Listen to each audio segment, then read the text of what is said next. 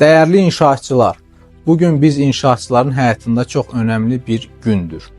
Bizim peşə bayramımızdır. Cənab Prezidentimiz İlham Əliyevin sərəncamına əsasən 10 aprel İnşaatçılar Günü kimi təsis edilmişdir.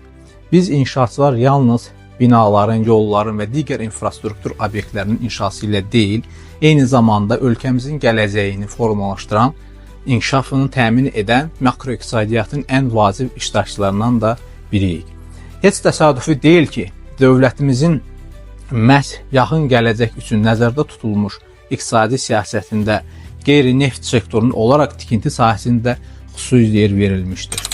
Məhz dövlət iqtisadiyyatının mühüm hissəsi olan inşaat sahəsinin nümayəndələri olaraq böyük zəfərimizdən sonra işğaldan azad olunmuş doğma torpaqlarımızda bərpa quruculuq işlərinin aparılmasına böyük və şərəfli vəzifə daşıyırıq.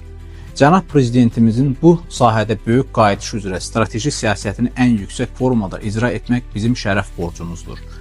AKİA olaraq əsas məqsədlərimizə doğru hər il daha da uğurlu addımlayırıq, sıralarımızı hər il daha da artıraraq möhkəmləndiririk. Bütün inşaatçılarımızı bir daha təbrik edirəm, hər birinizə uğurlar arzu edirəm. Peşə bayramınız mübarək.